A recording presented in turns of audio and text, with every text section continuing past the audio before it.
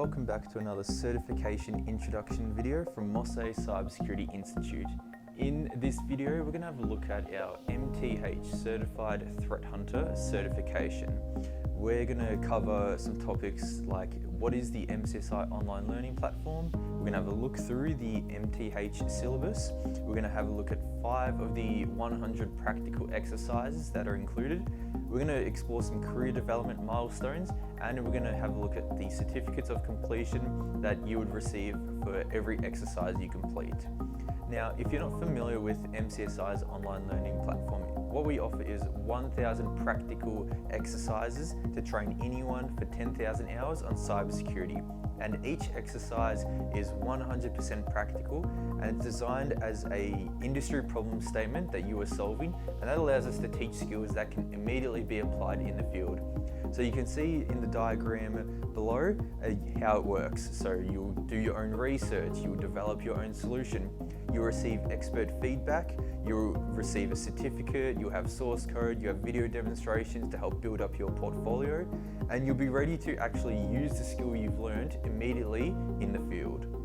Now, the MTH syllabus, we'll have a look here, and as you complete this curriculum, the areas that you'll learn are you learn how to capture digital forensics artifacts in large-scale enterprise networks and index them for threat hunting. You'll learn how to hunt for cyber adversaries that have bypassed, avoided, or defeated enterprise security solutions using Python and Yara.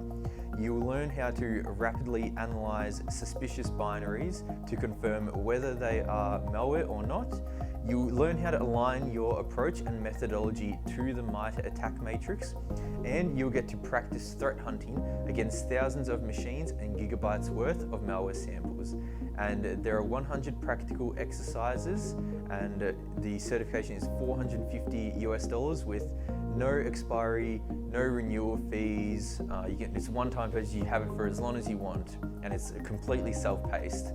Now, one of the exercises is this exercise, and this is a novice level exercise. You can see here, it's worth 1 point, and then we estimate someone who's never done this before, it would take them about 1 to 6 hours to complete.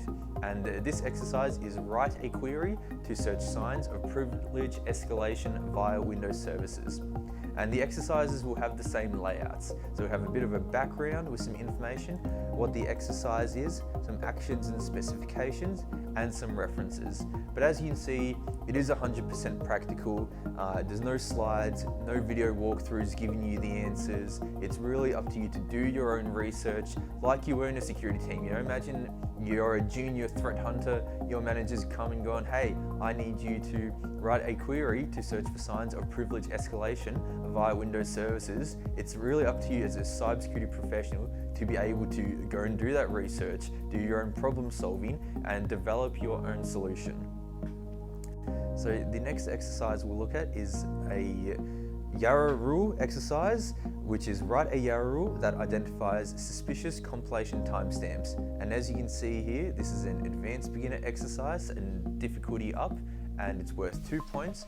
And then we estimate someone who's never done this before, it'll take about 6 to 12 hours to complete this exercise.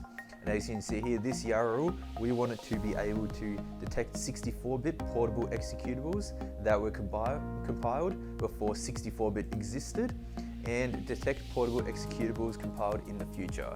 And both of these would indicate that it's a suspicious timestamp on the compiled file. And what would happen is you'll do the research, you'll produce your solution, and then you'll upload the solution to us, and we have a team of MCSI instructors who will manually review every single exercise and provide personalized feedback on your progress.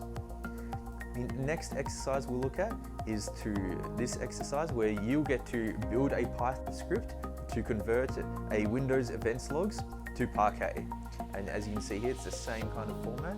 We have a bit of a background here, as well as some actions and specifications we're looking for in the solution. And then this exercise has a grey box here where some of the exercises have it, where we'll recommend a programming language and any libraries that you need to use to help solve the exercise. The next exercise we'll look at is a competent level exercise, so another difficulty up again. This is worth 5 points, and we estimate someone who's never done this before, it would take them about 1 to 3 days to complete this exercise, and that's an 8-hour day, not a 24-hour day, so it could take you up to 24 hours to solve this one exercise, maybe even longer, maybe even sooner.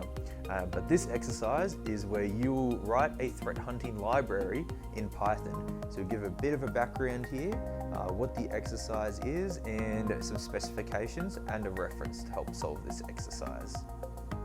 The final exercise of the 5 we'll look at today is where you're going to actually perform threat hunting against 1,000 machines, and this is a competent level exercise again, and this exercise you actually download the materials and we'll provide you with the data sets, and you'll take all the skills and techniques you've learned so far through the course and you'll actually perform threat hunting against 1,000 machines, and from there what you'll do is you'll create a report which includes all of the specifications here, and like for example write an executive summary, you'll use Jupyter notepads, you'll offer recommendations to recover compromised systems, you'll include details for every indicator of compromise identified. You'll describe the IOCs in layman's terms for an audience that may not be familiar with threat hunting or of digital forensics activities, and so on. And what you do is you'll create this professional report and you'll submit it to us, and our team will manually review it.